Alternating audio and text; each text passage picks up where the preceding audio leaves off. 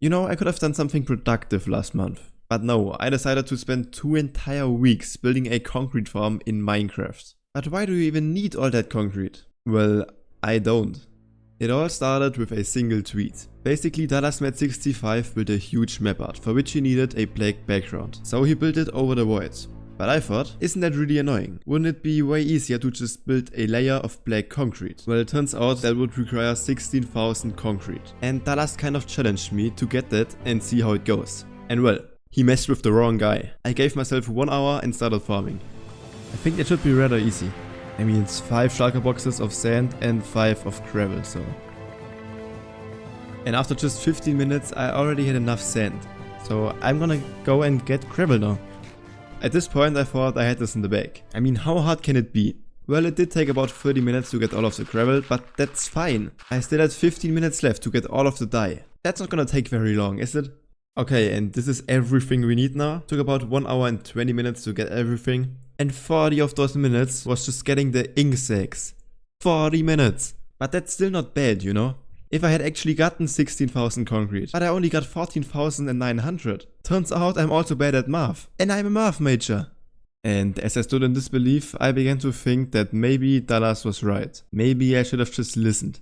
But no, deep down I knew that I could get way more than 16,000 concrete per hour. And so I decided, I'm not going to stop until I get at least 1 million concrete per hour. I think this is going to be crazy. But therefore I couldn't rely on manual farming anymore. I needed something better. I needed a concrete farm. But now, as you can see, everything drops in the middle here. And I've somehow gotta collect them. And that's the next thing I've gotta figure out. So the system basically gets all of the items in there and puts them into this water stream. And this thing can handle 1 million items per hour. Well, actually, it can also handle 2 million items per hour. And I mean, if it can handle 2 million items, why should I go for only 1 million? Now, I just had 2 minor problems. First of all, my setup only produced a bit over 100,000 concrete per hour. But that wasn't even the real problem, because I also had to store the concrete.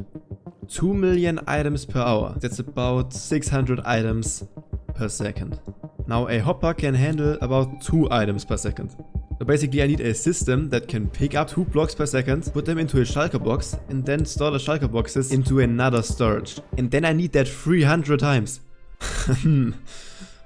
Why am I even doing this? I mean, I'm never gonna need that much concrete.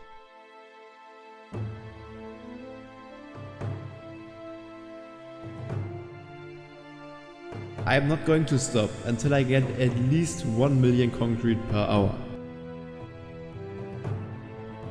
Okay, let's do this, I guess.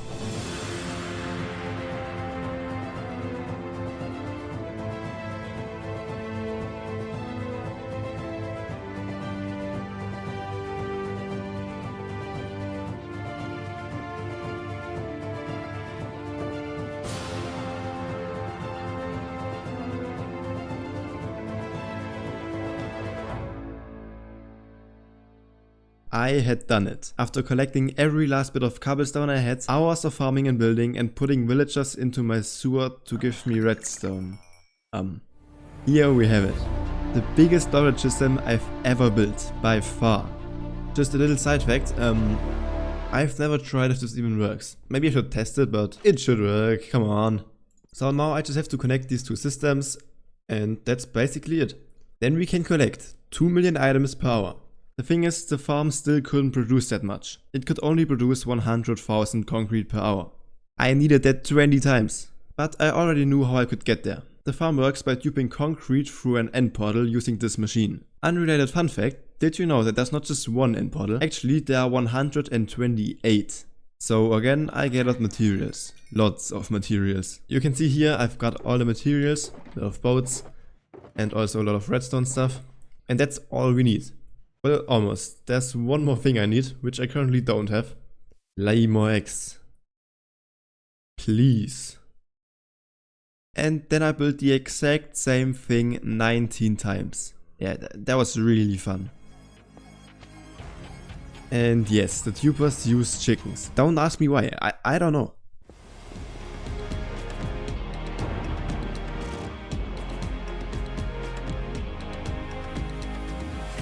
Oh, okay, here we go.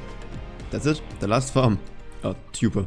And then it was finally time to activate the farm. Not quite. The thing is, when the farm was running, I had to be in the end, else the items would have caused insane lag and probably crashed my game. But that shouldn't cause big problems, right? Well, it kinda does. You see, Minecraft only loads the area next to the player to reduce lag. So if I'm in the end, the tubers won't be loaded and won't work. But I could easily fix that by putting chunk loaders next to each tuber, which kept them loaded even if I'm not there. Now you might be thinking, doesn't that cause lag? Well, it does. But a bit of lag isn't gonna cause big problems. I mean, it's just lag. What should happen? So now, finally I could activate the farm. Wait, how do I activate it? I guess I just have to activate each tuber manually. Well, it wasn't that simple, cause by the time I would have activated the last tuber, the other ones would have already tubed thousands of concrete into the end, which would definitely crash my game. I had to find a way to activate every tuber at the exact same time. Now you might be thinking, alright, just build redstone lines. Well, no. You see, the tubers are thousands of blocks apart from each other. So I would need incredible amounts of redstone. And even if I would have that, redstone lines also don't work in unloaded chunks. I would need chunk loaders along every redstone line. There would be so many chunk loaders. I think at that point my game would actually crash. But is there even another way to do it?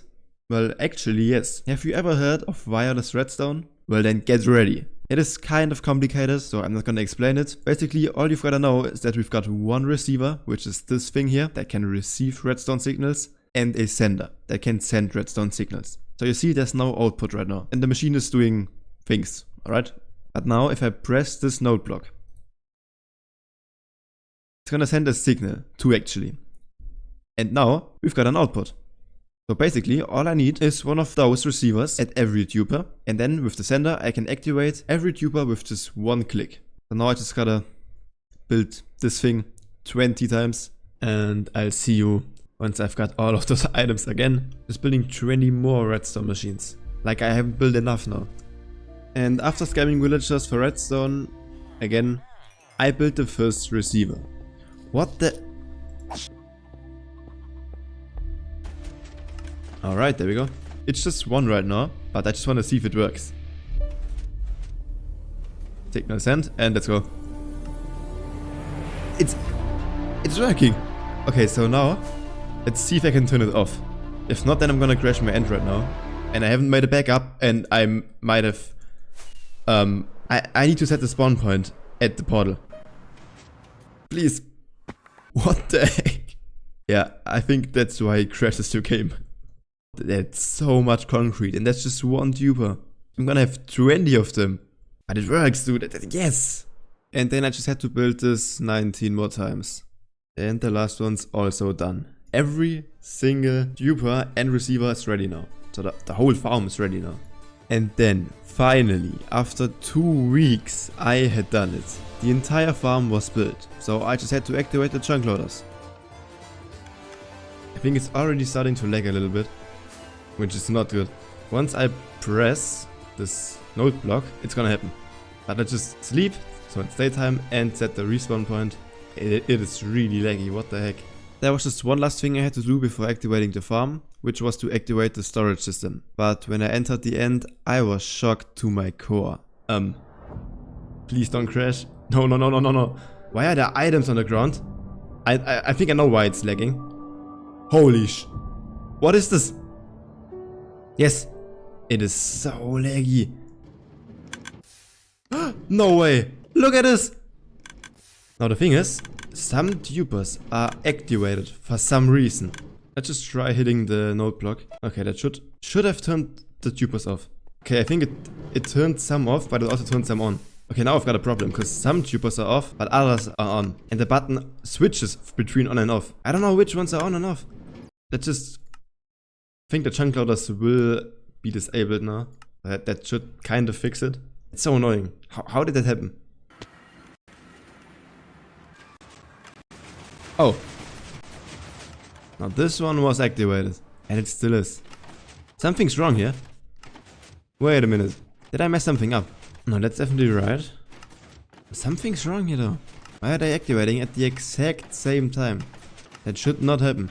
Now, I thought that was probably just a tiny problem, maybe I messed something up, but then I realized, cause it's lagging. Turns out having 20 chunk loaders that each load 18 chunks, you'll get a total of 360 loaded chunks.